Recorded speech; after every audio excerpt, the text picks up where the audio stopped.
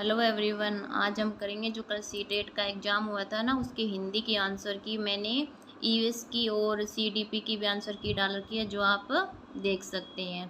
तो चलो स्टार्ट करते हैं। फर्स्ट क्वेश्चन के हमारे पास में पठन के तरीकों का पाठक को क्या करना चाहिए से मिलान कीजिए।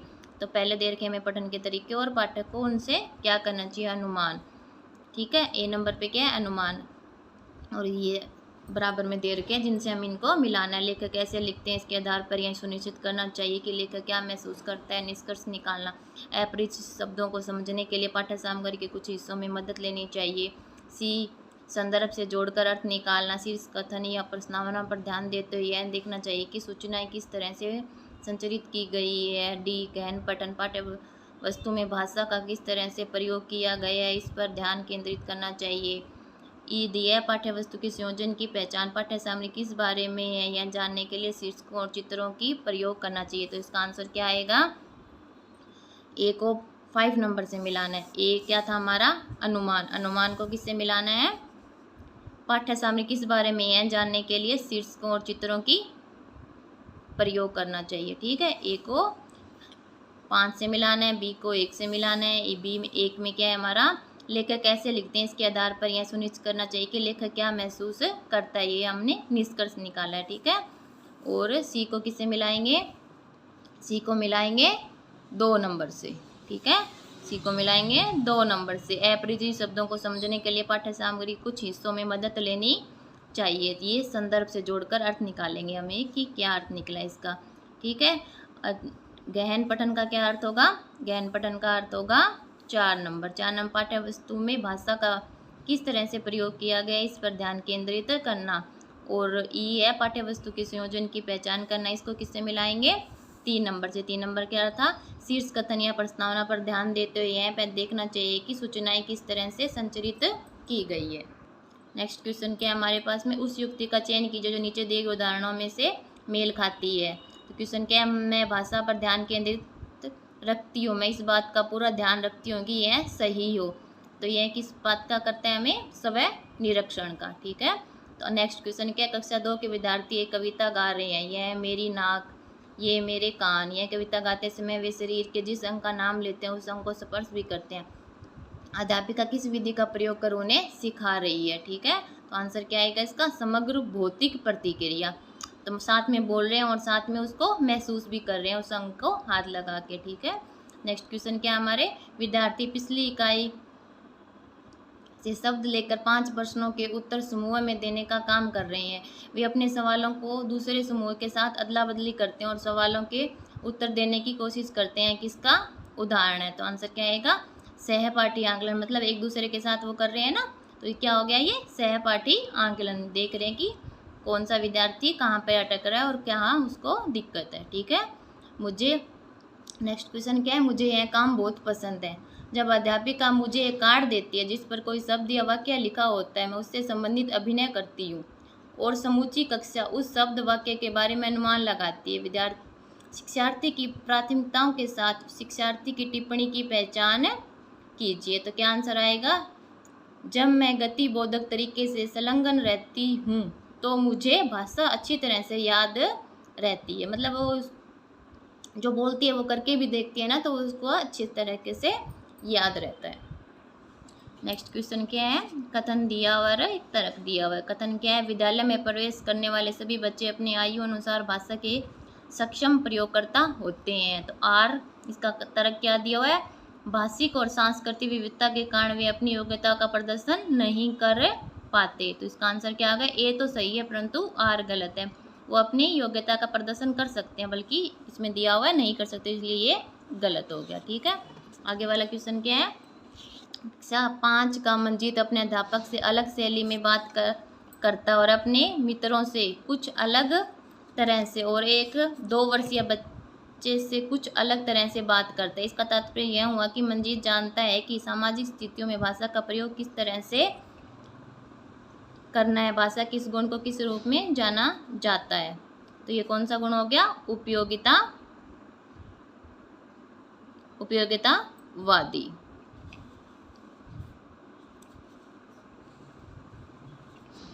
नेक्स्ट क्वेश्चन क्या है, एक माँ इस बात की ओर ध्यान दिया कि उसकी बच्ची कभी कभी ऐसे शब्द बोल जाती है जो न तो उसने कभी किसी वयस्क से सुने और न ही अपने भाई बहनों से सुने हैं।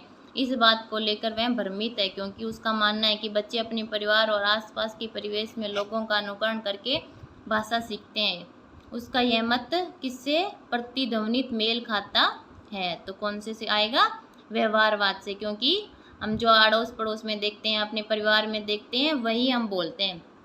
इसलिए तो बोलते हैं ना, बच्चे की प्राथमिक पाठशाला हमारा परिवार ही होता है। तो कौन से आएगा ये? व्यवहारवाद से। आगे वाला क्वेश्चन क्या? कौशल के उस समय को क्या कहेंगे जो बच्चे औपचारिक पठन निर्देशन शुरू करने से पहले विकसित कर लेते हैं और जो बाद के अकादमिक कौशलों के लिए बुनियाद प्रदान करता है? तो क्या आंसर आएगा इसका? उद्गामी साक्षरता। ठीक है। आगे वाला क्वेश्चन है, एक दादी नानी अपने घर में छोटे बच्चों को पुस्तकों से कहानियां पढ़कर सुनाना पसंद करती हैं। इस तरह से वह उन्हें पुस्तकों और नए विचारों से परिचित करवाती है और बच्चे भी इस प्रक्रिया में सक्रिय रूप से संलग्न रहते हैं। इस तकनीक को किस रूप में जाना जाता है? तो वो कौन सी होगी? सहभाषिक पठन, मतलब बोल के और पढ़ के बताया जा रहा है। ठीक है।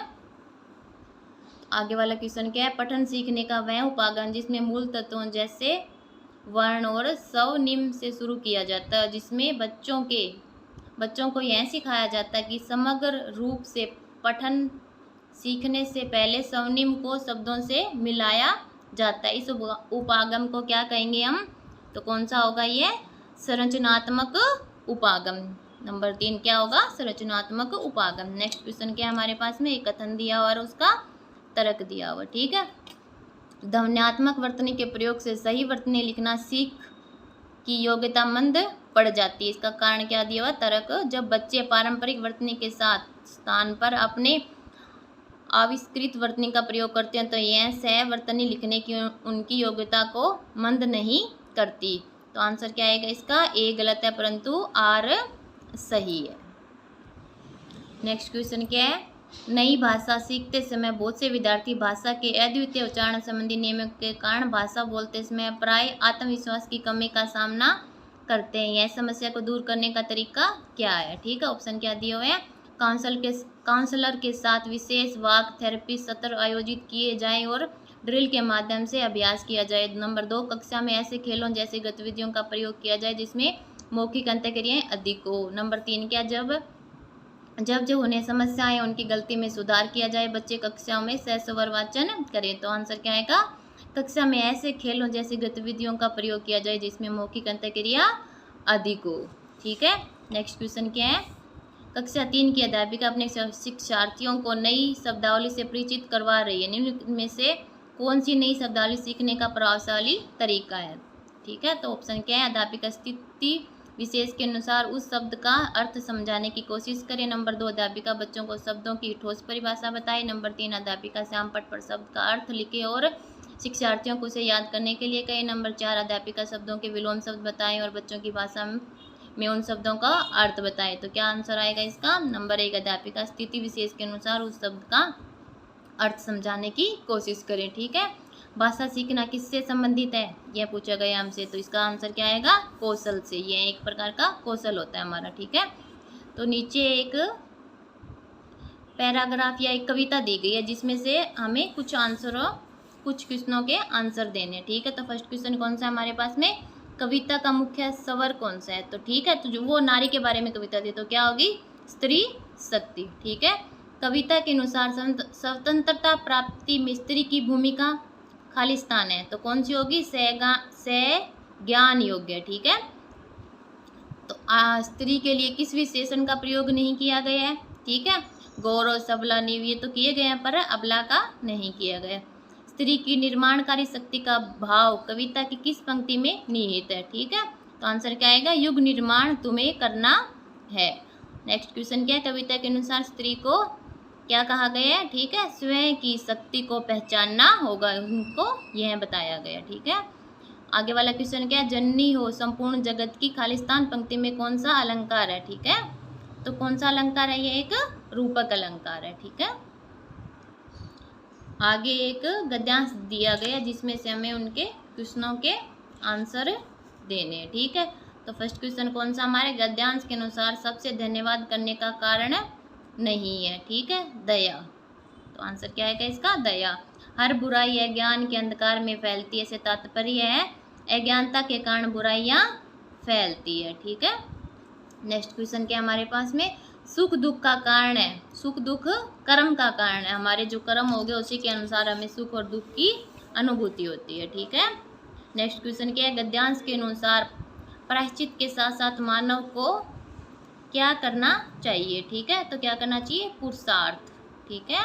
नेक्स्ट है मन की कोठरी को स्वच्छ रखने से तात्पर्य मन से बुरे भावों का निष्कासन करना चाहिए, ठीक है। आगे है जीवन का मुख्य लक्ष्य क्या है, ईश्वर के प्रति आभार प्रकट करना।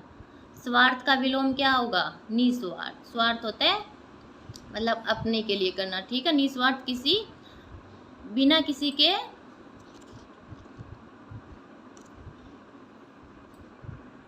बिना किसी मतलब के करना, ठीक है। मानवीय शब्दों में प्रत्यय, कौन सा प्रत्यय आएगा इसमें, ई है, मानव जमा ई है, मानवीय, ठीक है।